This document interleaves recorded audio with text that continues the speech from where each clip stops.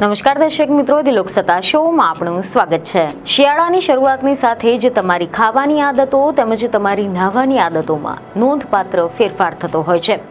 ઉનાળામાં આરામ અને તાજગીનો અનુભવ આપતું ઠંડુ પાણી શિયાળામાં ધ્રુજવી નાખે છે।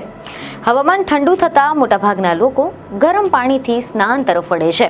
શિયાળામાં ગરમ પાણીથી સ્નાન કરવાના ઘણા બધા ફાયદા હોવાનું દર્શાવવામાં આવ્યું છે। ગરમ પાણી થાક દૂર કરે છે, સ્નાયુઓને શાંત કરે છે। એટલું જ નહીં, મોટાભાગના ફિટનેસ ઉત્સાહીઓ ઘણીવાર ભારે વર્કઆઉટ બાદ અથવા તો થાકેલા દિવસ પછી ગરમ પાણીથી સ્નાન કરવાનું પસંદ કરતા હોય છે।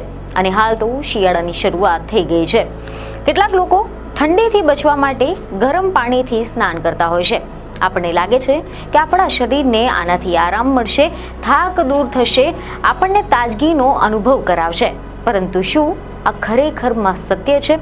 ઘણા લોકો માને છે કે શિયાળામાં ગરમ પાણીથી સ્નાન એ વધુ સારું છે, કારણ કે તે શરીરને રાહત આપે છે અને થાક દૂર કરે છે। તો બીજી તરફ કેટલાક લોકો દલીલ કરે છે કે ગરમ પાણીથી સ્નાન એ ત્વચાને સૂકવી નાખે છે, વાળને નુકસાન પહોંચાડે છે અને શરીરની કુદરતી તેલનું સ્તર પણ છીનવી લે છે। શિયાળામાં ગરમ પાણીથી સ્નાન કરવું એ ભલે એક સુખદ અનુભવ હોઈ શકે, પરંતુ શું તે આપણી ત્વચા અને વાળ માટે ખરેખર સારું છે? શું ગરમ પાણીથી સ્નાન કરવાથી આપણી ત્વચા અને વાળને કોઈ નુકસાન થઈ શકે છે? તો ચાલો જાણીએ કે આ અંગે નિષ્ણાંતોનું શું કહેવું છે।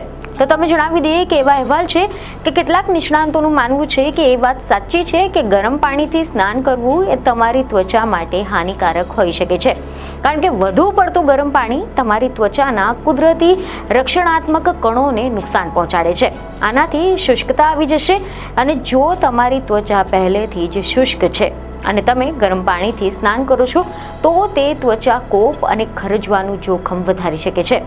ખૂબ ગરમ પાણીમાં નહાવાથી ત્વચાને કુદરતી ભેજ પણ છીનવાઈ જતો હોય છે અને કારણે શુષ્ક, તિરાડ અને ખંજવાળવાળી બની જતી હોય છે।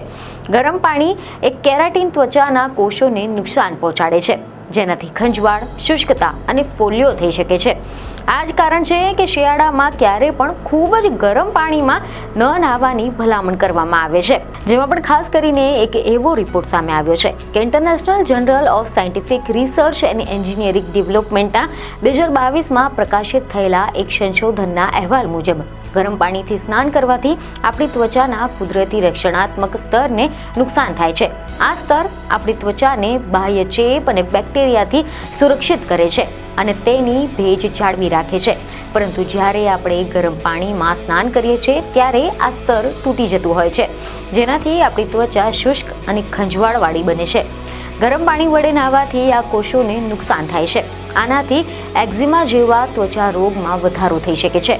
શિયાળાની ઋતુમાં ઘણીવાર લોકો ગરમ પાણીથી નહાવાનું પસંદ કરે છે, પરંતુ ત્વચાના નિષ્ણાંતો આને મોટો ખતરો માને છે। તેમનું માનવું છે કે વધુ પડતું ગરમ પાણી આપણી ત્વચાને કુદરતી સુરક્ષા સ્તરને નુકસાન પહોંચાડે છે। આપણી ત્વચા પર સૌથી ઉપરના ભાગે સિબમ અને લિપ્સનું એક પાતળું તેલીય સ્તર હોય છે, જે શરીરને બેક્ટેરિયા, ધૂળ અને બાહ્ય ચેપથી બચાવતું હોય છે। આ સ્તર ત્વચાની ભીનાશને જાળવી રાખવામાં મદદરૂપ થાય છે, પરંતુ જો શરીર પર વધુ પડતું ગરમ પાણી નાખશો તો તેના ઉપર આના અગાઉથી રહેલું જે તેલ છે તે ધોવાઈ જશે, અને વધુ પડતા ગરમ પાણીનો ત્વચા પર ઉપયોગ કરવાથી આ સ્તર ઝડપથી તૂટવા લાગે છે। ઓઇલનું આ સ્તર હટવાના કારણે થોડીક મુશ્કેલીઓનો અહેસાસ થઈ શકે છે। ગરમ પાણીથી ત્વચા રુષ્ક બની જાય છે, શરીરમાં ખંજવાળ થવા લાગે છે। આમ તો વધુ પડતા ગરમ પાણીના કારણે દરેક સામાન્ય વ્યક્તિને નુકસાન થઈ શકે છે, પરંતુ સામાન્ય કરતાં થોડુંક વધુ ગરમ પાણીના કારણે અમુક લોકોને સમસ્યાનો સામનો કરવો પડી શકે છે। જેમ કે જો કોઈની ત્વચા પહેલાથી જ રુષ્ક હોય અને તેની ઉપર તમે વધુ પડતું ગરમ પાણી વડે સ્નાન કરી લો તો તે ડર્મેટાઇટિસ અને એક્ઝિમા જેવી બીમારીઓ થવાની સંભાવના વધી જતી હોય છે। ડર્મેટાઇટિસ આ ત્વચામાં સોજો અને ખંજવાળ પેદા કરતી એક સામાન્ય સમસ્યા છે, જેનાથી તમારી ત્વચા લાલ પડી જતી હોય છે।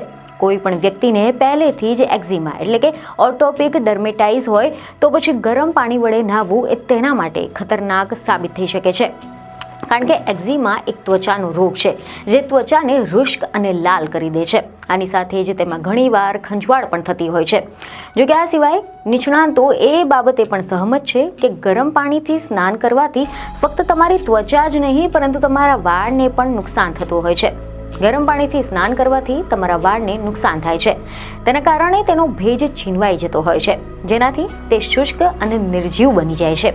ગરમ પાણીથી સ્નાન કરવાથી ખોડો પણ વધી શકે છે, જેનાથી ખોડો સુકાઈ જાય છે. આ સિવાય વધુ ગરમ પાણી વડે નહાવાથી વાળમાં કુદરતી ભીનાશ ઘટવા લાગે છે, જેનાથી તમારા વાળ રુષ્ક થઈ જાય છે અને તેના ગુચ્છા થઈ શકે છે અને તૂટી પણ શકે છે. ત્વચાની માફક આપણા જે વાળ છે તેમાં પણ કુદરતી ઓઇલ હોય છે. જ્યારે આપણે વધારે પડતા ગરમ પાણીથી પોતાના વાળ પર નાખીએ છીએ ત્યારે તે આ જે તેલ છે તે નીકળી જતું હોય છે, જેના કારણે આપણા વાળ રુષ્ક થઈ જતા હોય છે.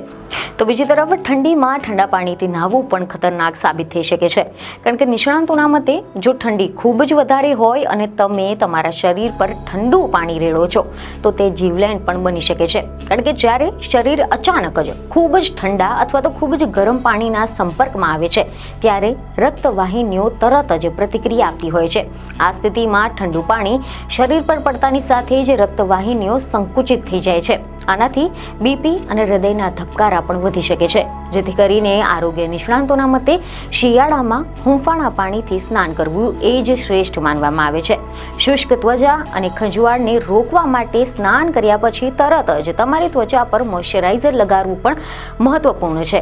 શિયાળામાં હેન્ડપંપ અથવા તો બોરવેલથી ગરમ પાણી નીકળતું હોય છે, જેથી કરીને ગ્રામીણ વિસ્તારોના લોકો પાણી ગરમ કર્યા વિના જ સ્નાન કરી શકે છે.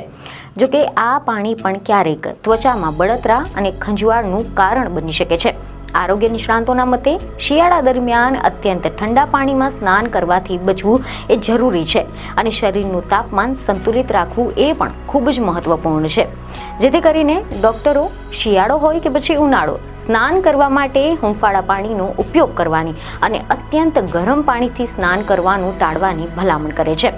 જો કે અમે આપેલી આ જાણકારી કેટલાક નિષ્ણાંતોના મતે અને સામાન્ય જાણકારીઓ પર આધારિત છે. આ માહિતી ફક્ત તમારી જાણકારી માટે છે. તેને અમલમાં લેતા પહેલા નિષ્ણાંતોની સલાહ લેવી જરૂરી છે. ધી લોકસત્તા કે લોકસત્તા જનસત્તા તેની પુષ્ટિ કરતું નથી. બીજને ખબર સાથે ફરી મળીશું. ધન્યવાદ.